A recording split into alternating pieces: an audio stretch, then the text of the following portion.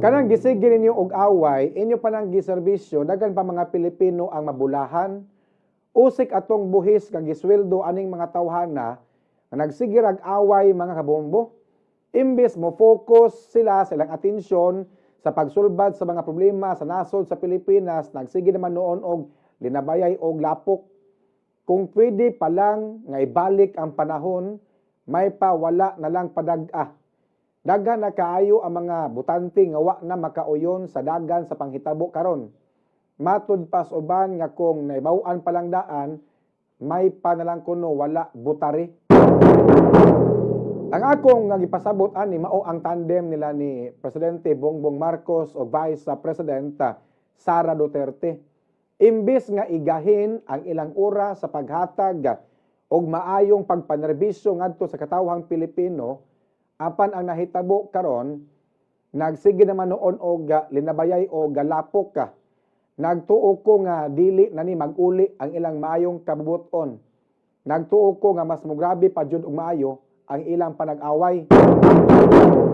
Nagsugod ni ilang away karong tuiga. Ang Marcos administration sayo kayo nga niguba ni Sara Duterte. Samtang si kanhi Presidente Rodrigo Duterte, sayo sad kaayo siya nga ni sungag ni Bongbong Marcos nga layo pa man unta kaayo ang 2028 nga presidential election mga kabombo.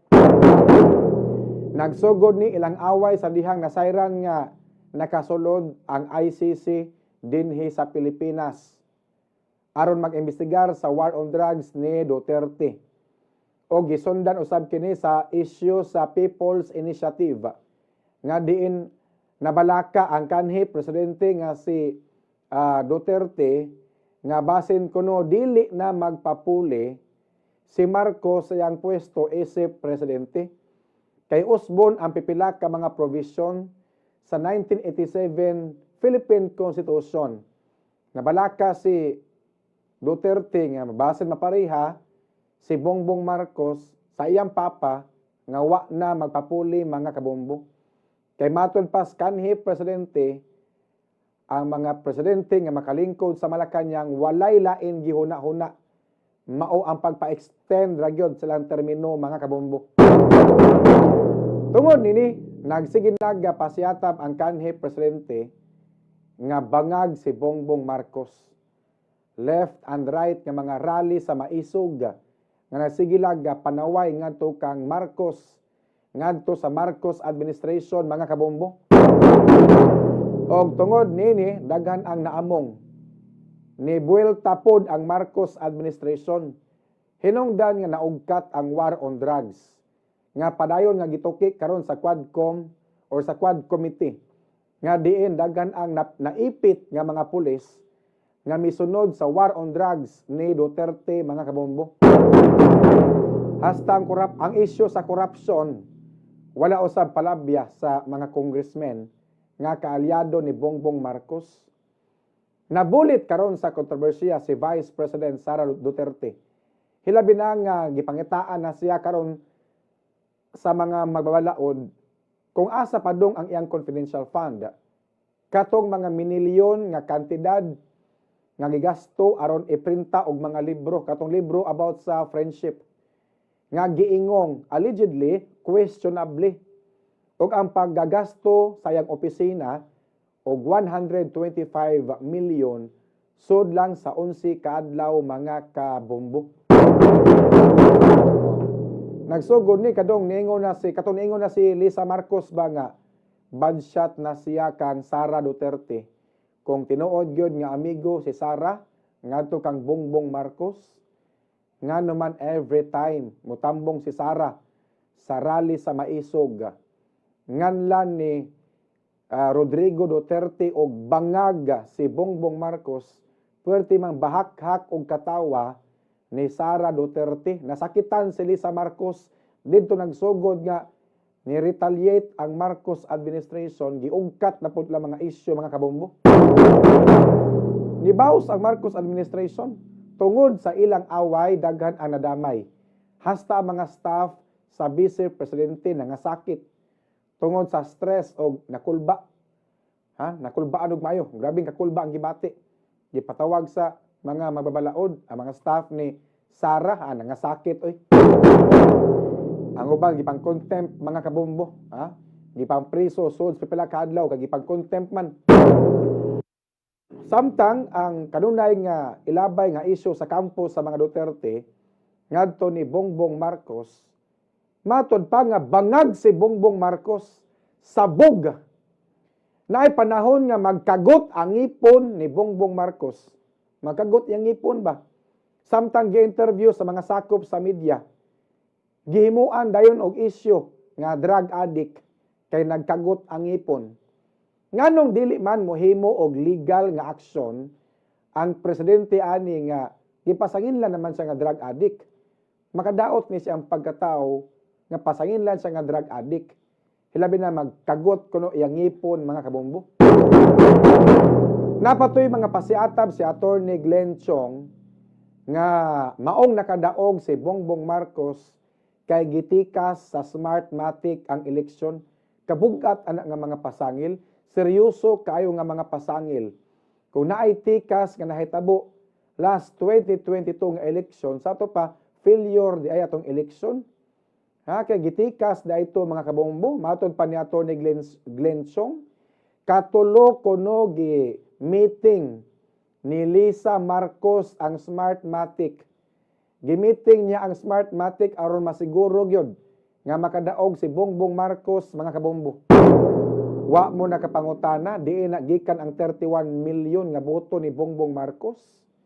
Nga pagka 2016 Bongbong Marcos versus katong nidagan pod pagka presidente nga si Leni Robredo, gipildi man na ni Leni Robredo si Bongbong Marcos pagka vice presidente pagka 2016. Unya asa bumangita ana, only in the Philippines ang papa gipalagpot sa Malacañang 1986. After 36 years, gipuli ang anak sa katawhang Pilipino nga mao si Bongbong Marcos. Din man niya gikan ang 31 million nga boto. Or basin naapil siya sa kahig kay ang mga nibutar ni Sara Duterte nibutar man sa ni Bongbong Marcos. Kaya nakuha nga boto ni Sara Duterte 32 milyones kapin. Samtang si Bongbong Marcos 31 million kapin mga kabombo. Pero seryoso ang pasangil ni Attorney Glenn Chong nga matod pa niya trabahante siya sa mga Marcos kaniadto kay baw kuno siya og unsay galawan sa mga Marcos. Gitikas kuno ang eleksyon niadtong presidential election 2022 matod pa ni Attorney Glenn Chong on record man kana. Makita man na sa social media ang iyang gipasangil batok ni Lisa Marcos. Nganong di man mo alma si Lisa Marcos ani? Kay matod pa ni Attorney Glenn Chong iya kunong tamparoson si Lisa Marcos kung magsugat sila mga kabombo. Matay, bugat ka ng mga akusasyon. Oy, kung dili pa ni tinuod ang mga pasangil batok sa mga Marcos, nganong dili man sila muhimo og legal nga aksyon mahitungod nini. Ilang filean to mga aniguba sa mga Marcos sama ni Glenn Chong, Duterte, file kaso nga sig balik-balik nga bangag, sabog. Unya, subay niini, matod pa ni Presidente Bongbong Marcos nga iyang gitiksan o iyang gipadad-an og mensahe ang mga magbabalaod, ang mga kongresista nga iyang kaalyado nga dili mo file og impeachment case batok ni VP Sara Duterte. Mao na ang mga supporters ni Vice President Sara Duterte mihulagway nga si Bongbong Marcos talawan miko kuno ang yahaga lagay mga kabombo, no? Pero wa ba mo makahuna-huna nga posibleng iyan ang gituyo aron mulutaw nga wa siya ilabot kuno galing dunagyoy iduso nga impeachment case sa Congress mga kabombo.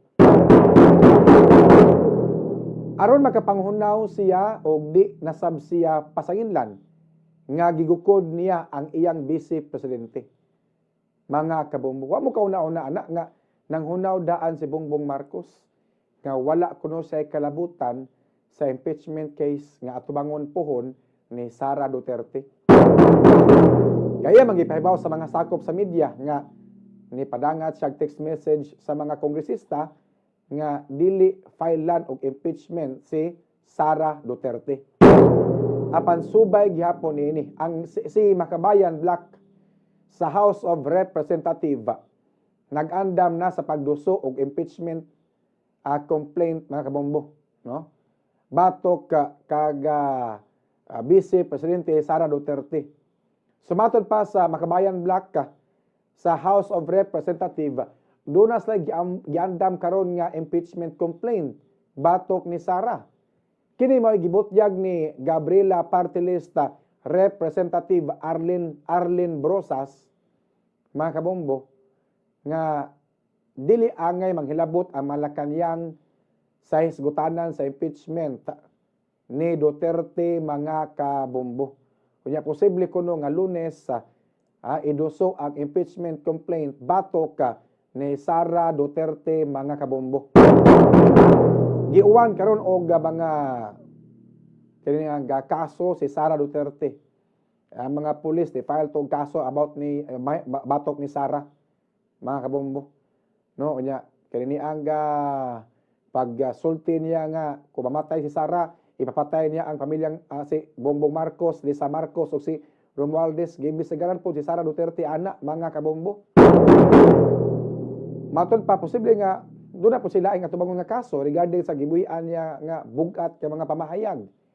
Unya karon mga kabombo, karon mga orasa, pila ka adlaw na, pila ka gabi na nagtapok ang mga supporters ni Sara Duterte didto sa EDSA Shrine sa Quezon City.